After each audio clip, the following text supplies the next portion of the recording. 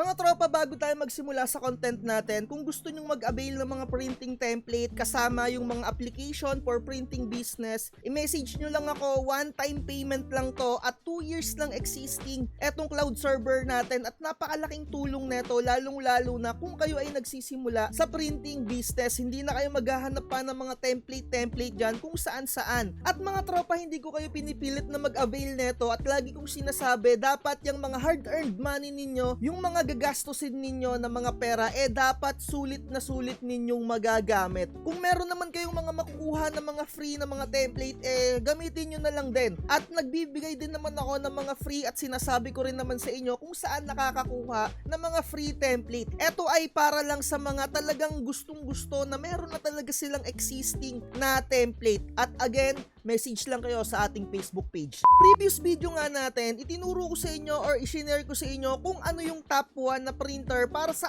akin ngayong 2026, kung ano yung magandang panimula. At dito sa video naman natin na to, syempre kahit papano, meron akong isasuggest din sa inyo na alternative kung hindi ninyo kayang bilhin yung Epson 5290, given naman kasi talaga na napakamahal niya kahit papano na bilang isang normal na Pilipino, 'di ba? Syempre na gustong kumita, na gustong magkaroon ng additional income, medyo mahirap tayong makapaglabas ng around 13,000 to 15,000 for Epson 5290. Again, yung mga printer na bibilihin ninyo, make sure na sa mga lehitimong seller kayo bumibili at hindi sa mga nagre-resell. Kasi pinapatungan nila ng additional amount yung pinaka-suggested retail price, kaya naman mag-ingat-ingat kayo at wag na wag kayong magpapauto. At siguro nakikita nyo naman na dito sa screen natin kung ano yung balak kong i-share sa inyo. Eto mga tropa ha, para sa akin lang to, and make sure hindi ka lang print ng print, alamin mo rin yung mga maintenance dyan sa printer mo. And kung hindi ka naman fanatic ng Epson printer, kung HP or Brother printer yung gagamitin mo for printing business, i-go mo lang. Etong video natin na to, sinishare ko lang para sa akin lang. Eto yung additional or eto yung number 2 na suggested ko na printer for printing business. At to tell you honestly mga tropa, sobrang dami kong mga friends na mga teachers, ganitong printer din yung ginagamit nila. And kung talagang medyo budget meal lang talaga yung bibili, next video natin, ituturo ko naman sa inyo yung pangatlo kong suggested na printer. Pero sa ngayon, eto nga, nakikita nyo na, Epson 3210. Etong printer na to mga tropa, 3-in-1 printer na rin siya. Meron siyang Xerox, photocopy, and scan. Pwede ka mag-print ng short, long, and A4 mga tropa. Pwede mo na rin tong printan ng mga stickers, photo stickers, mga picture.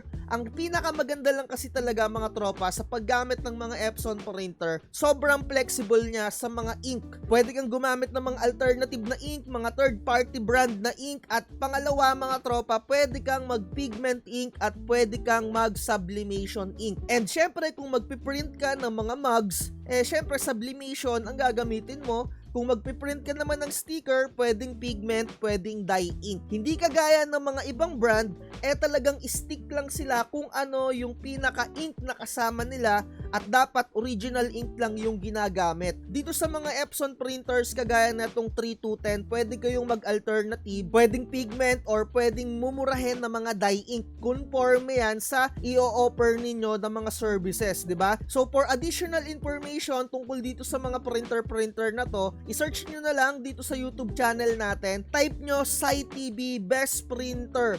Ang dami ko nang ginagawa na vlogs na ganyan, and etong vlog natin na to, additional lang din to for 2026, na sa tingin ko super okay pa rin talaga etong Epson 3210. Mga tropa, bakit nga ba lagi ko sinasuggest etong Epson 3210 or yung mga lumang model yung mga gamitin ninyo kay Epson? Kasi nga mga tropa, meron pa siyang waste ink tank. Kumbaga wala pa siyang maintenance box. Ano ba yung maintenance box? Additional consumables yan para sa ating nagbi-business. Diyan napupunta yung mga waste ink at once na mapuno yun, itatapon mo na yon at bibili ka na naman ng panibagong consumables na waste ink tank. Hindi kagaya sa mga luma, huhugasan mo lang yung pinaka waste ink tank, palitan mo yung pinaka foam, or kung ayaw mong palitan, hugasan mo lang ng tubig, hindi ka nabibili ulit ng another. 'Di ba? Kasi sa mga bagong model neto ni Epson printer, ganun na. May mga maintenance box. Iwasan niyo 'yon kahit papano, pero syempre kung no choice na talaga kayo, kung ayun na lang talaga yung pinaka-printer na kailangan natin kagaya ng Epson 8050, wala na tayong ibang magagawa pa kundi mag-adapt sa bagong design. Kaya habang mayroon pa nitong Epson 3210 mga tropa, wag na kayong mag-atubili pa na kung eto yung pinaka-price range na kaya nyong i-accommodate, bilhin nyo na to. Mga tropa, ako nag-start ako dito halos sa same printer na to, naagamit na rin ako ng 3210 at yung nabili ko pa nga yung una pang generation neto, yung Epson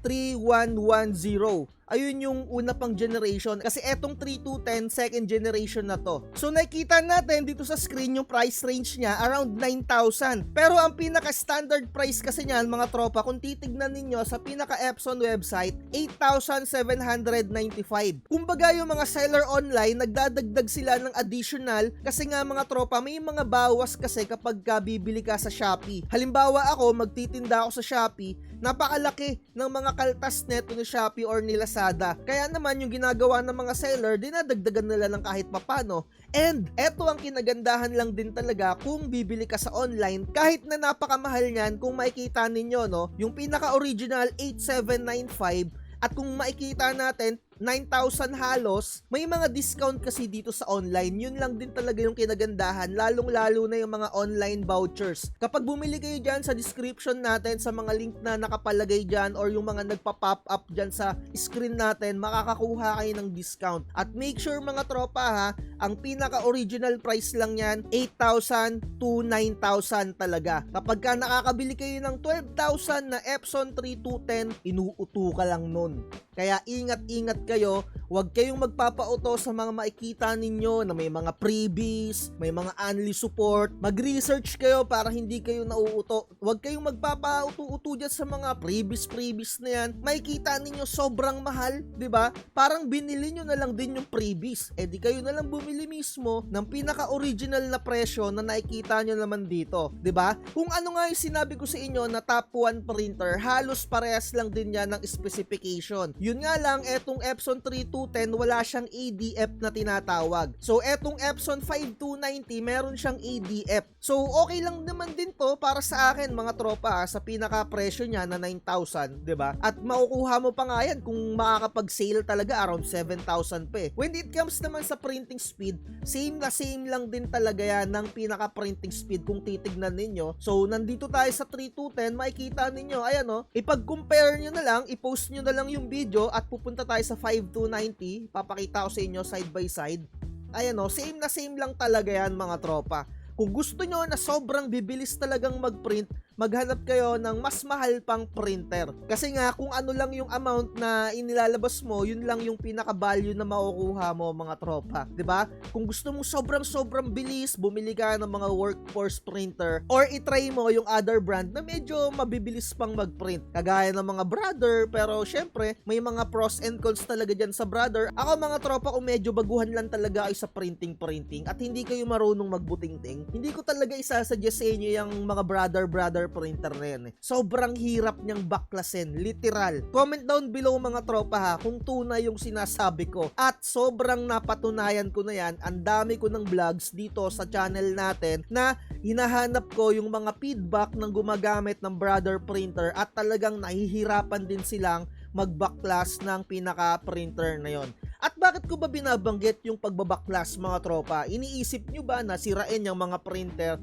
Mga tropa, isa sa mga traits na kailangan yung matutunan, yung pagto-troubleshooting ng mga printer. Kasi kapag medyo merong hindi normal dyan sa printer ninyo, kayo na mismo yung mag-check para yung kinita ninyo, hindi nyo na ipambabayad pa sa mga technician na baka uutuin lang din kayo. Yung konting ibot mo lang, 350, konting ibot mo lang, 500, 'di ba? So, kaya ko sinasuggest sa inyo tong Epson 3210, ito yung number 2 na printer para sa akin na maisasuggest ko sa inyo. Dalawa lang yung tornilyo niyan dito. Dalawa lang as in. Maaangat mo na yan. Kapag may nagbarang papel, makukuha mo na siya agad. At sobrang dali lang niyang i-troubleshoot. Promise mga tropa. Kung kayo naman ay cellphone lang yung gamit ninyo, magdagdag kayo ng additional 1,000 or 1,500 para mabili nyo yung another variant niya na meron namang Wi-Fi. Kasi etong Epson 3210 wala siyang Wi-Fi. And I highly recommend kung papasok talaga kayo sa printing, make sure na meron kayong computer na kahit na mababa lang yung specification niyan. So siguro hindi ko napapahabain pa yung content natin na to para mabilisan lang talaga to. At tandaan ninyo, yung top 1 na suggested ko na printer ay yung Epson 5290 at eto naman yung top 2 para sa akin, which is Epson 3210 at yung Epson 3250 na merong Wi-Fi. Same lang talaga sila ng specification. At okay na okay to for printing business at lalong-lalo na sa mga student na gusto pang mag-side hustle, 'di ba? At sa mga teacher diyan na naghahanap ng mga printer, eto na yung bilhin ninyo. Huwag na kayong mag-Epson 121 kasi kung medyo meron naman kayong budget, eto na talaga. 3 or 4 na mga friends ko na mga teacher, sobrang dami ko talaga mga teacher na mga friends kasi mga kaklase ko sila ng high school. Eto na yung mga gamit nila na printer. Nag-upgrade na sila from Epson 121. And ayun, sa bahay-bahay nila, meron din silang mga printing. Ayan din yung ginagamit nila. So, ayun na lang. Dito na natin tapusin yung content natin para sa ngayong araw na to. At lagi ko sinasabi, research is the key at huwag na huwag magpapauto. Bye. Huwag kang magpapauto, mag-isip ka sa pilian. Sa laro ng buhay, dama ang tampuhan. Di lahat ng nagpa-hype, siguradong totoo. Sariling landas, hanapin mo sa mundo.